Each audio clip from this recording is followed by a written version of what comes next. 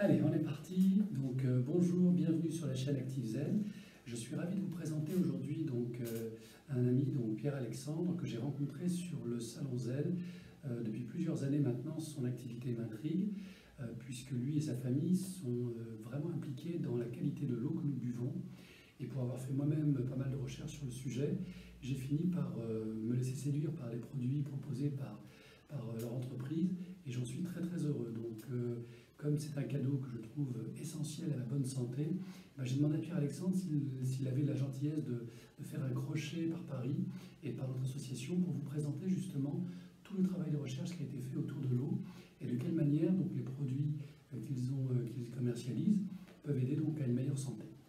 Voilà, donc Pierre-Alexandre, bonjour. Bonjour. Merci d'être sur la chaîne, merci pour les abonnés qui vont découvrir beaucoup de choses compte tenu de tes larges connaissances, mais aujourd'hui on va se concentrer sur la partie qui tourne autour de l'eau. Je vais essayer d'être à la hauteur alors. Je te fais confiance. Donc c'est vrai que, bon, peut-être pour me présenter, donc je suis Pierre-Alexandre Nicolas, donc j'ai fait toute une recherche dans le cadre de l'eau avec mon père. C'est vrai que mon père est passionné depuis de nombreuses années, notamment par la géobiologie, l'énergie des lieux, mais aussi par la structure de l'eau. Pour la petite histoire, en fait, il a travaillé dans le cadre de chez Philips. Et chez Philips, notamment, eh bien, il y a eu un phénomène tout à fait particulier, puisqu'il y avait une usine dans laquelle, en fait, il travaillait sur des semi-conducteurs. Donc, ce sont des éléments à base de silice. Et ces semi-conducteurs, eh bien, ne cristallisaient pas correctement. Donc il y avait des phénomènes tout à fait particuliers qui faisaient que les résistances notamment n'avaient pas les valeurs qui étaient attendues.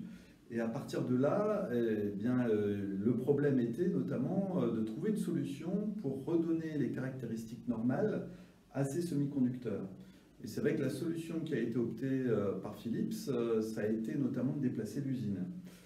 Mais voilà, c'est un peu radical, mais bon, en déplaçant l'usine à 20 km, il y avait un retour en fait aux caractéristiques normales.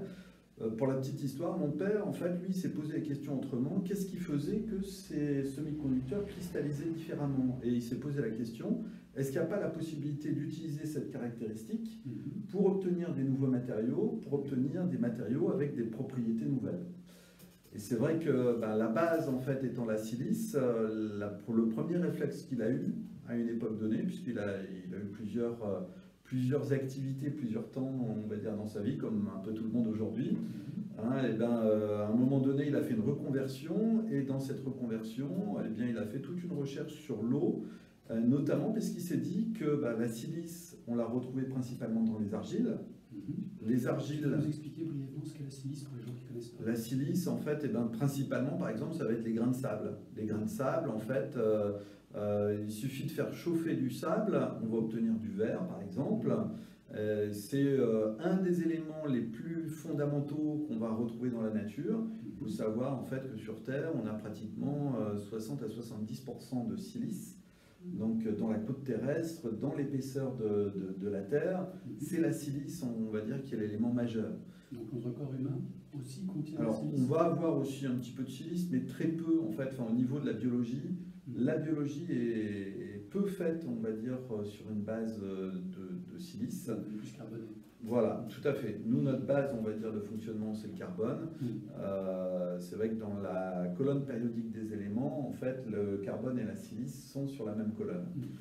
Donc, c'est ça aussi qui est assez intéressant. Cela dit, la silice, on sait qu'on en a besoin pour les articulations, pour tout un tas de choses. Toujours est-il, en fait, que la silice, elle est utilisée dans la majorité des matériaux de construction qu'on va avoir.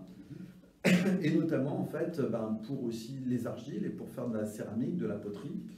Et la réflexion de mon père a été, dans un premier temps, de se dire, mais à partir de la silice, de l'argile, en fait, on peut faire des contenants qui vont contenir de l'eau et des aliments. Et si on arrive à faire des matériaux qui ont des nouvelles propriétés, peut-être qu'on peut modifier la qualité de l'eau et des aliments. Et c'était un peu cette base de recherche. Notamment quand il avait fait des études et des observations par rapport à cette usine qui avait été montée par Philips, puisqu'il travaillait dans ce cadre-là. eh bien, il avait pu observer qu'il y avait des caractéristiques magnétiques. Un magnétisme particulier au niveau du lieu qui faisait en fait que ce magnétisme amenait une cristallisation qui était différente. Et donc il s'est dit en fait qu'en émettant par exemple des champs électromagnétiques dans le four au moment de la cuisson de l'argile, eh bien on allait peut-être modifier la structure de la céramique et pouvoir donner à la céramique en fait de nouvelles caractéristiques. Et donc à partir de là, il y a eu toute une recherche. Bon, à l'époque, il ne connaissait pas grand-chose sur le domaine de l'eau, donc il s'est rapproché des plus grands spécialistes sur la structure de l'eau qui existaient donc dans les années 80-90, donc notamment le docteur Jeanne Rousseau, qui était spécialiste en bioélectronique de Vincent, le professeur Lu, qui était un spécialiste en fait sur la façon dont les molécules d'eau s'arrangent entre elles, s'organisent entre elles, avec aussi le professeur Étienne Guillet, avec qui il a eu quelques relations. Il est rentré en contact aussi avec le docteur Yann Olivo, enfin avec un certain nombre de spécialistes. Et l'un des partenaires, on va dire, ou les deux partenaires les plus assidus avec lesquels il a beaucoup travaillé, c'était le professeur Lu et le docteur Jeanne Rousseau. Et c'est vrai qu'à partir de là, en fait, notamment les travaux du professeur Lu sont extrêmement intéressants parce que le professeur Lu cherchait à répondre à un questionnement qui était depuis, j'allais dire, pratiquement 100 ans. Une observation en fait, qui avait été faite au début des années 1900 où il y a eu une période où les pharmaciens vendaient de l'eau en bouteille pour les bienfaits de l'eau en bouteille. On connaît tous l'eau minérale, hein, puisqu'il y a c'est ça.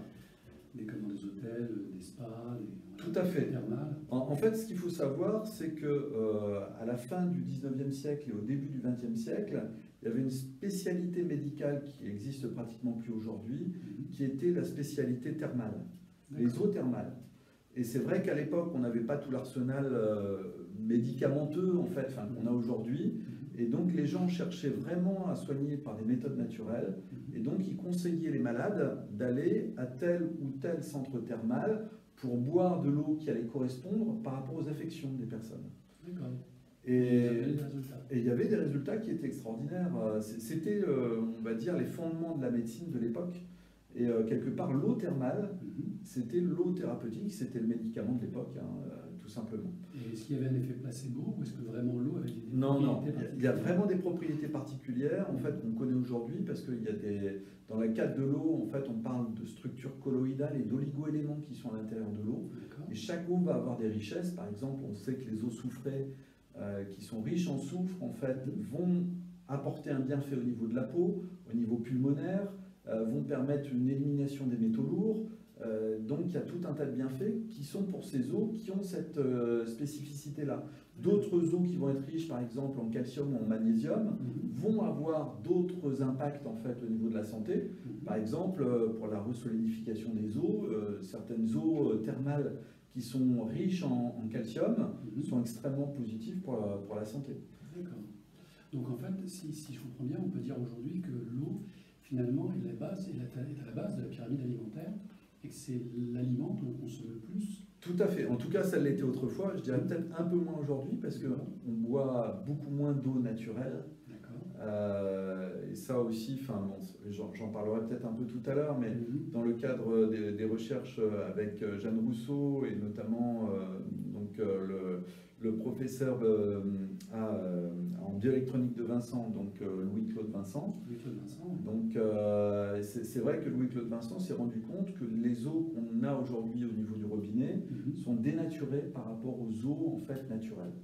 Alors, on fait beaucoup de reproches à l'eau du robinet parce qu'on y a retrouvé des résidus, même infinitésimales, de beaucoup de substances chimiques, que ce soit l'eau de Paris ou l'eau des grandes villes.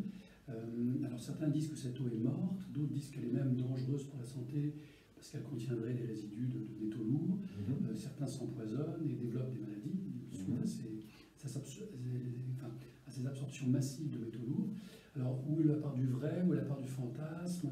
Alors, bon, il faut savoir que quand même les eaux qui sortent du robinet sont relativement contrôlées. Donc de ce côté-là, en fait, il y a peu d'oligo-éléments nocifs qui sont dedans, voire pratiquement pas. Par contre, c'est vrai que les recherches en fait du professeur Lu, du professeur Lu et du professeur Louis-Claude Vincent lèvent un nouveau paramètre qui est le paramètre vivant de l'eau. Et il s'avère que quand l'eau est mise sous pression à l'intérieur des tuyaux, eh bien, la qualité de l'eau, la vitalité de l'eau n'est pas aussi bonne en fait qu'une eau naturelle qui n'a pas été mise sous pression, qu'on va avoir au niveau d'une source ou qu'on va avoir au niveau d'un puits. Pour les gens comme moi qui sont des vélotiens, comment est-ce qu'on mesure la vivacité d'une eau? Alors, dans le cadre de la bioélectronique de Vincent, en fait, il y a 3 paramètres qui sont pris en compte. On va prendre en compte l'acidité de l'eau. C'est assez facile de prendre l'acidité avec un pH mètre ou avec un papier pH, donc c'est assez simple. On va prendre la résistivité de l'eau. Alors c'est quoi la résistivité? C'est la conductivité au courant. D'accord. Si on fait passer un petit courant électrique dedans, en fait, on va mesurer la quantité qu'il y a au départ, la quantité qu'il y a à l'arrivée. On n'a pas la même quantité entre le départ et l'arrivée. Et donc, l'eau, en fait une certaine résistance au passage du courant. Alors, plus l'eau est pure, plus l'eau en fait va être résistive. Moins l'eau est pure, plus il y a d'oligo-éléments qui sont à l'intérieur, plus elle laisse passer le courant. Ce sont les oligo-éléments, quelque part, qui favorisent le passage de l'électricité et du courant. Donc à partir de ça, en fait, on peut jauger, à partir de la résistivité de l'eau, on peut jauger de la quantité d'oligo-éléments qu'il peut y avoir dedans. C'est vrai que dans un premier temps, le professeur Lu prodiguait plutôt une eau en fait, qui soit relativement pure, pour éviter en fait qu'on ait des oligo-éléments qui soient toxiques. Et le troisième élément Et le troisième paramètre, en fait, qui est ce qu'on appelle l'électronégativité. L'électronégativité, en fait, ça va être un paramètre qui est complémentaire par rapport au pH. Dans le cadre de la chimie, en fait, le pH, c'est la facilité qu'a un milieu à libérer des protons, et donc qui va être un absorbeur d'électrons. Et l'électronégativité, en fait, c'est la facilité qu'a un milieu à libérer des électrons. Et on peut avoir les 2 paramètres qui soient combinés. C'est-à-dire, on peut avoir un milieu qui libère facilement des protons d'un côté, qui libère aussi facilement des électrons.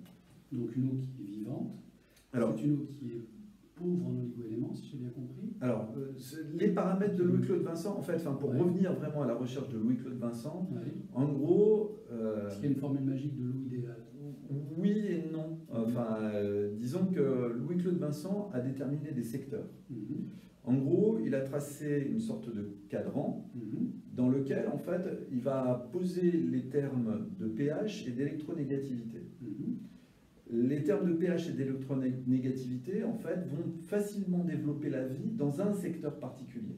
Les autres secteurs vont plutôt développer les virus ou les bactéries, ou développer des champignons, ou développer, on va dire, un état plutôt cancérigène ou cancérogène au niveau du développement de l'organisme. D'accord, donc il a testé tous ces états pour faire Il a testé ces différents états. La seule spécificité qu'on va avoir après, ce sont les oligo-éléments qui sont dedans. Il n'y a pas, on va dire, fondamentalement, si on a plus ou moins d'oligo-éléments ou de certains oligo-éléments, il n'a pas cherché en fait les paramètres qui étaient liés à ça. En gros, pour revenir aussi à la recherche de Louis-Claude Vincent, on dit que c'est vers 1956, en fait, c'est un défi qu'on lui a donné. Quelqu'un qui allait partir en Afrique, traverser les déserts, et la question qui lui a été posée, comment, quand on arrive en fait au niveau d'une oasis, déterminer en 5 minutes si l'eau est potable ou pas. Parce que si on part en biologie, si on fait des études de l'eau en fait dans le cadre de la biologie, il va falloir faire développer les virus et les bactéries qui sont dedans, donc créer ce qu'on appelle des cultures. Ces cultures en fait mettent 24 heures pour donner des résultats. Et donc quelqu'un qui vient de traverser le désert, qui arrive devant l'eau en fait qui est ici, eh ben, il n'a peut-être pas envie d'attendre 24 heures en fait pour boire l'eau directement. Donc la première chose, c'est qu'il a réfléchi à une méthode, on va dire, extrêmement simple par rapport à ça. Et il a essayé donc, de voir comment la vie se développait dans ces différents secteurs entre le pH et l'électronégativité, et plutôt par principe de précaution, par principe de sûreté, il a préféré, on va dire, prendre des eaux qui soient peu minéralisées, pour être sûr qu'il n'y ait pas d'éléments toxiques dedans, de l'arsenic, du mercure, du plomb, etc. Tous ces éléments ils sont toxiques. Si on a une eau en fait qui est pauvre en oligo-éléments, on a plus de chances, on va dire, de ne pas être intoxiqué. Mais ça ne veut pas dire en fait que certaines eaux qui peuvent être riches en oligo-éléments sont à exclure dans le cadre de la bioélectronique de Vincent. D'ailleurs, on sait même qu'il y a des eaux qui sont extrêmement riches en oligo-éléments et qui sont extrêmement positives en fait pour la santé. Il suffit de prendre par exemple le plasma de Quinton. Le plasma de Quinton, en fait, c'est une des eaux qui est les plus riches en oligo-éléments. Si on prend un Quinton hypertonique, et ben pourtant, ça apporte des bienfaits extrêmement positifs pour l'individu. Ok. Alors, pour reprendre l'aspect l'eau c'est la vie, oui. Nos cellules sont constituées donc de liquide. Tout à fait, on est entre 60 et 90% d'eau. Voilà. En fait, ce qui est aussi assez intéressant, c'est de voir qu'un nouveau-né, il a pratiquement 90% d'eau. Et plus en fait on avance dans l'âge, moins on a d'eau à l'intérieur du corps. Ça serait peut-être comme si la vieillesse, c'était aussi une déshydratation continue au niveau de l'organisme. D'ailleurs, quand on vieillit, on perd le goût de l'eau, on perd l'envie de boire de l'eau. Et pourtant, c'est ça qui est fondamental. Quelque part, c'est peut-être la boisson de longue vie, elle est au niveau de l'eau. Il y a eu des recherches qui ont été faites par un Indien donc, qui s'appelle Batman Gelidge, qui pour lui, en fait, met en avant que la déshydratation est la première cause au niveau des maladies. Et beaucoup de personnes ne boivent pas suffisamment d'eau dans la journée et aussi au cours de leur vie. On devrait boire normalement entre 2 litres et 3 litres d'eau, et plutôt de l'eau vivante. Donc, pas de thé, pas de choses comme ça. Pas de thé, en fait, juste de l'eau. D'accord. Après, on peut boire d'autres boissons bien sûr. complément, mais aussi dans son approche, ce qui est assez intéressant, c'est qu'un fruit n'a pas le même potentiel d'hydratation. Donc, si on mange des fruits, en fait, c'est pas ça qui nous apporte l'eau, qui va hydrater le fond cellulaire, en fait, au niveau de l'organisme. Et aussi cet aspect de l'eau vivante. Pourquoi? Parce que l'eau vivante, je ne sais pas si tu as déjà fait l'expérience, mais quand tu vas auprès d'une source, tu bois directement l'eau, tu t'aperçois qu'elle a un goût, en fait, ou qu'elle a une hydratation au niveau du corps. On a l'impression d'être rassasié plus rapidement que quand on boit des eaux en bouteille. Alors ça, j'ai eu la chance de le vivre sur le chemin de Saint-Jacques-de-Compostelle, où effectivement j'avais plusieurs journées assez chaudes, c'était l'été, et j'avais toujours une gourde de 2 litres qui était pleine, et je réapprovisionnais sur le chemin en fait. Et donc d'ordinaire, ce sont des robinets qui sont mis à disposition, et des bouteilles qu'on achète, et j'étais réhydraté, mais sans plus. Et un jour, j'ai eu la chance de me recharger auprès d'une source, c'était juste un tuyau qui sortait comme ça, une source directe. Donc j'ai eu un peu de doute en me disant, bon, est-ce qu'il n'y a pas de pesticides, est-ce qu'il n'y a pas de choses comme ça dans le pré qui seraient tombées dans la source? Puis j'avais soif, donc j'ai rempli ma gourde et j'ai bu cette eau-là. Et ce qui était très amusant, c'est effectivement ce que tu décris, ce côté un peu, pas pétillant, mais vivant dans la bouche, cette fraîcheur extraordinaire, ce sentiment d'être rempli d'énergie, ça c'est très surprenant. Et ensuite, pendant les 2 heures qui ont suivi, j'avais une foulée et un plaisir de marche que j'avais jamais vu de tous ces jours, 15 jours avant. Donc il y avait comme une espèce de dynamique qui était proposée par cette eau que je venais de boire, et j'avais qu'une envie, c'était de revenir pour reprendre de l'eau. Mais bon, quand on va sur Saint-Jacques, on ne fait qu'avancer. Donc je suis resté sur ma lancée, mais j'ai jamais retrouvé cette vitalité. Vraiment. Et ben c'est tout à fait ça, en fait. Enfin, bon, les recherches à la fois du professeur Lu et donc de Louis-Claude Vincent amènent à la conclusion qu'aujourd'hui, la majorité des personnes ne boivent que des eaux mortes. Les eaux qui sont en bouteille, les eaux en fait qui sortent du robinet, ce sont des eaux qui sont mortes. Elles ont perdu leur dynamisme. Et c'est pour ça qu'il faut leur redonner leur vitalité. Il faut leur redonner une structure, une texture qui va faire en fait qu'on leur rend leur potentiel d'hydratation. Alors là, je vais me faire le témoin de différents salons de bien-être sur lesquels j'expose ou je vais en tant que visiteur. Alors j'ai vu énormément de techniques, de l'appareil à vortex qui dynamise l'eau. Vous avez la fleur de vie aussi que l'on pose sous la bouteille qui est censée redynamiser l'eau. Après, on peut simplement touiller, bien sûr, avec une cuillère et créer ce vortex à l'intérieur.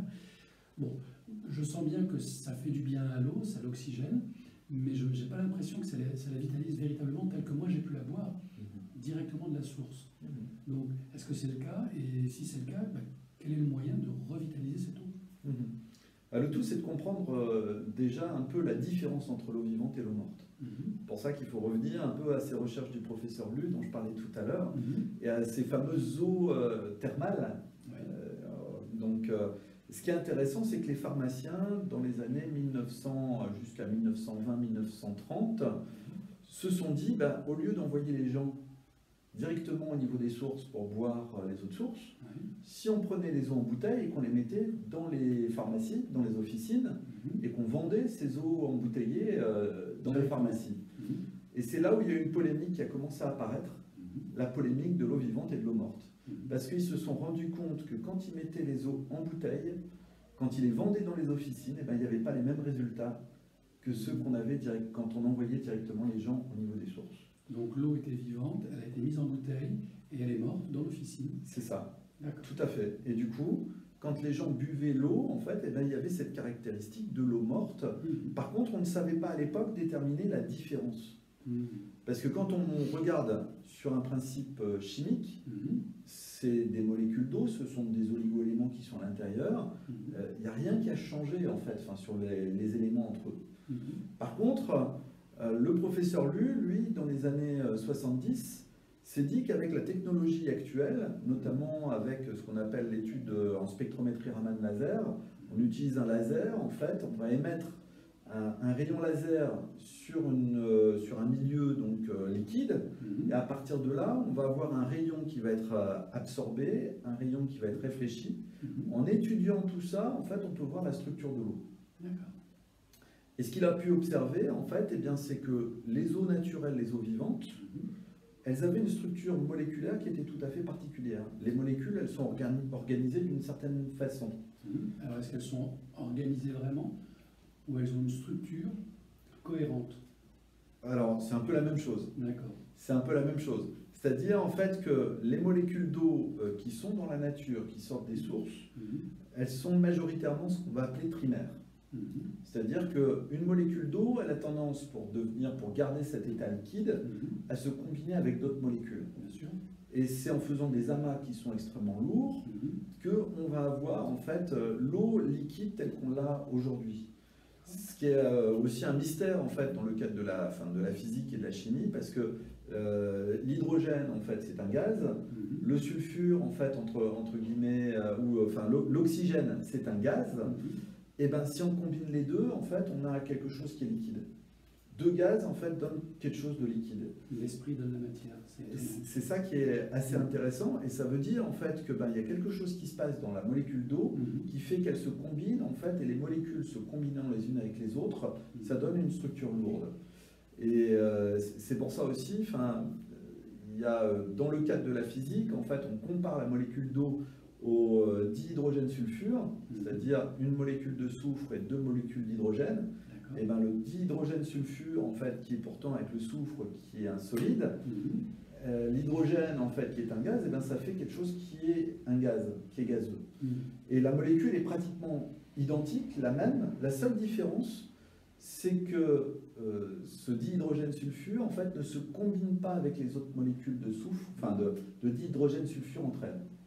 Alors que la molécule d'eau, comme elle vient se combiner en fait avec les autres molécules, ça fait des chaînes qui ont une certaine longueur. Et par contre, il y a une base, un maillon de la chaîne en fait qui est très important. Et quand l'eau est vivante, le maillon de la chaîne, la base de la chaîne, en fait, eh ben, elle est combinée par trois molécules d'eau, ce qu'on appelle une structure trimaire. Primaire. Voilà. Et c'est vrai que le professeur Lu, en fait, lui, dans ses études, a découvert qu'il y avait principalement 5 maillons de base en fait au niveau de la molécule d'eau, 5 structures de base, donc il a appelé les états polymères de l'eau, donc il a appelé ça l'état monomère, en fait c'est ce qu'on a par exemple quand on a l'eau sous forme gazeuse, dimère, trimère, quadrimère et pentamère, et très souvent en fait on va avoir la structure vivante qui va être sous ce qu'on appelle la structure trimaire, et l'eau morte en fait qui va être plutôt sous un aspect pentamère. D'accord. Donc en fait, la différence entre l'eau vivante et l'eau morte, ce sont les différences d'organisation géométrique. C'est ça. D'accord. Et la question donc, qui va, je dirais, connecter ces deux relations-là, c'est une fois qu'on a compris ça, comment est-ce qu'on peut reproduire ces structures géométriques qu'on appelle des structures géométriques sacrées du vivant, et comment ton père et comment ton l'entreprise a réussi à recréer ces structures très particulières qui permettent de redynamiser, de créer ce champ électromagnétique qui fait que l'eau revit. Alors c'est vrai que pour nous, on a cherché dans le cadre de la céramique, c'est-à-dire qu'avec les recherches du professeur Lu, on sait en fait que l'eau qui est sous son aspect primaire, elle a une fréquence, elle a une vibration. Quelque part, tout est vibration dans l'univers. Le tout, c'est de connaître la bonne fréquence, la bonne vibration. Et en gros, en fait, eh bien, on a j'allais dire, encapsulé cette vibration dans une structure de matériaux. C'est-à-dire que dans la céramique, en fait, eh bien, la céramique, elle va se cristalliser d'une certaine façon, de telle manière à ce qu'on ait des petits cristaux de quartz qui sont à l'intérieur. Et ces petits cristaux, en fait, eh bien, ils résonnent sur la même fréquence que l'eau vivante. D'accord, ils sont donc programmés sur la même longueur d'onde. C'est ça. Donc c'est comme un code barre, en fait. On pourrait dire ça, en fait. Un distinctif. Voilà. Qui permet donc justement à la structure cristalline de s'organiser de manière à rémaner cette fréquence. C'est ça. Ça veut dire que le matériau, en fait, à l'intérieur, la vibration de ces microcristaux, de ces petits cristaux de quartz, fait qu'ils vibrent en fait sur la même fréquence ou sur une fréquence qu'on va appeler harmonique par rapport à cette fréquence de l'eau. Alors, et après, c'est un peu comme deux diapasons. C'est ça, ils s'harmonisent. C'est-à-dire, pour vraiment faire l'image, quand on a deux diapasons, il suffit d'avoir deux diapasons sur la même longueur d'onde, on fait vibrer un diapason, le deuxième se met à vibrer sans qu'il y ait contact direct. Si là, en fait, la matière de ce matériau vibre sur cette fréquence liée à l'eau, si on met de l'eau, en fait, morte dedans, c'est ce que j'allais faire. Et ben, du coup, qu'est-ce qui se passe, en fait? Eh bien, ça prend bien sûr un certain temps, mais le matériau, comme il vibre sur cette fréquence, il va impliquer les molécules d'eau de se réorganiser, de se restructurer sous cet état naturel. Donc là, si on imagine que les 20 minutes sont passées, ou la demi-heure, l'harmonisation s'est faite. Voilà. Donc l'eau qui était morte est censée être vivante maintenant, et je dois pouvoir le sentir au goût. C'est ça. Au niveau du goût, on a une différence, en fait, on va avoir quelque chose qui est beaucoup plus léger. Eh bien, elle est bien bonne. Donc en fait, c'est très amusant. Donc je fais ça pour l'humour, on va dire, mais c'est pas juste une blague.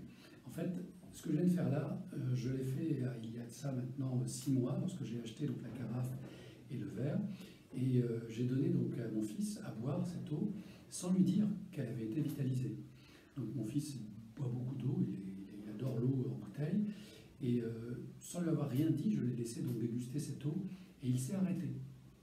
Il a posé le verre et il m'a dit, mais c'est bizarre, elle est étrange cette eau, elle a un super goût. Elle est très agréable, elle est fraîche. Qu'est-ce qu'elle a de spécial? C'est une autre marque de bouteille? Je lui ai dit non, je l'ai simplement mise dans la carafe. Il m'a dit, bah, elle est super bonne et du coup il s'est resservi. Voilà, donc ça c'était pour l'anecdote. Mais ça veut bien dire une chose, c'est que dans une expérience comme ça à l'aveugle, nos papilles font tout de suite la différence entre un élément vivant, qu'il s'agisse de l'eau ou de la nourriture, et un élément qui est mort, ou en tout cas qui est inactif, qui ne vibre plus. Et ça, c'est très intéressant. Donc il y a une espèce de mémoire archaïque qui reconnaît la vie. Voilà, après, il y a des gens qui sont un peu plus sensibles que d'autres. C'est vrai que... Et il y a des gens qui ne boivent jamais d'eau. Voilà, il y a aussi des gens qui ne boivent pas d'eau. En tout cas, nous, ce qu'on a pu observer, c'est que, d'une part, on agit sur l'eau, mais aussi sur tout ce qui va contenir de l'eau. Par exemple, si on met, j'allais dire, du vin, eh ben, on va avoir aussi une modification au niveau du vin. Tous les ans, on fait des tests donc avec un ami donc, qui est ingénieur agronome. Donc, on travaille avec un centre viticole donc, qui est dans la Drôme. Et il fait une présentation auprès d'œnologues dans lesquels en fait, il va revitaliser du vin. Et de l'autre côté, on va garder le vin naturel. Donc là, je pense que ça va intéresser beaucoup d'abonnés. Donc ça marche aussi pour le vin. Et voilà. Et ce qui est aussi intéressant, c'est que il y a toujours des différences qui sont ressenties. Tous les œnologues voient la différence. Par contre, c'est pas pour autant qu'on va faire avec un mauvais vin un bon vin. Il y a des modifications au niveau du goût. C'est vrai que très souvent, on a un goût qui est un peu moins acide, un peu moins agressif au niveau de l'estomac. Un vin qui va devenir plus digeste. Mais il y a des personnes en fait qui préfèrent garder le goût brut parce que c'est leur habitude, c'est leur goût. Donc voilà. Mais cela dit, c'est quand même assez intéressant de voir que l'assimilation pour ce type de choses a une amélioration. Et on a fait tester aussi en bioélectronique de Vincent, donc avec le professeur Roger Castel, donc, qui était de l'équipe du docteur Jeanne Rousseau. On voit des différences au niveau du pH, au niveau de l'électronégativité, et même au niveau des oligo-éléments, parce qu'à partir du moment où on redonne en fait l'aspect vivant au niveau de l'eau, les molécules d'eau s'associent différemment avec les oligo-éléments, et du coup la résistivité elle va changer. Alors, bien sûr, pour les gens qui veulent en savoir davantage sur les aspects, je dirais, objectifs, scientifiques, je les invite à aller donc sur le site de l'entreprise de Pierre-Alexandre pour justement avoir tous ces détails-là. Je crois qu'il y a suffisamment d'informations pour les sceptiques aussi, parce que moi je l'étais au départ, hein, et je crois qu'il est bon de toujours remettre en cause et en question les vérités qu'on nous assène, hein, même si c'est pour notre bien et pour le bien de notre portefeuille. Donc vérifiez quand même sur Internet, informez-vous. Ici, il n'y a pas de vérité révélée, c'est juste de l'expérimentation et de l'apprentissage. Donc, pour l'avoir testé, pour être client, bien sûr, de ce type de produit, je peux vous confirmer que ça fonctionne. En tout cas, moi, je le ressens. Je profite de tous les bienfaits de cette eau vivante.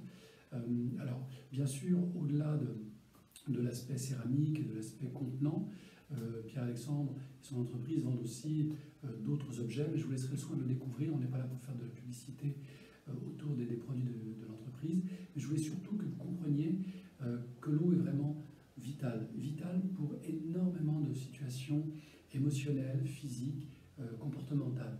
Si on a une mauvaise hygiène de vie, si on s'alimente mal, et qui plus est si on boit une eau de mauvaise qualité, ou voire pas d'eau du tout, eh bien ça impacte. Ça a un impact réel et sérieux sur nos états émotionnels et notre climat mental. Donc travaillons sur le bien-être, tous azimuts, comme vous l'avez compris sur la chaîne ActiveZen. Eh bien, je vais continuer à chercher comme ça des partenaires, des amis qui vont vous aider justement à élargir la palette de santé et d'autothérapie que vous pouvez faire chez vous, sans passer par, je dirais, un médecin ou par une connaissance qui vous dépasse, simplement avec des objets simples du quotidien. Et la santé, c'est un travail au quotidien. Donc, je vais laisser Pierre-Alexandre, bien sûr, conclure cette interview et je vous mettrai toutes les coordonnées, toutes les informations, parce qu'il est important d'aller chercher par vous-même aussi les bonnes informations qui vous intéressent. Alors c'est vrai que pour conclure, en fait, c'est vrai que le domaine de l'eau, c'est un sujet qui est extrêmement passionnant. C'est quelque chose qui me passionne. Et bon, si vous voulez échanger, en fait, sur le sujet de l'eau, ça sera avec plaisir. Donc c'est vrai qu'on est souvent, en fait, soit sur des salons, soit vous pouvez trouver mes coordonnées sur Internet. Et donc, ça sera avec plaisir de pouvoir répondre à quelques questions que vous pouvez vous poser. Et c'est vrai que le sujet de l'eau, en tout cas, c'est un sujet fondamental au niveau de la vie. Et c'est vraiment l'un des premiers éléments qui est extrêmement simple à changer dans son habitude quotidienne et qui peut apporter véritablement un plus pour tout un chacun. Voilà.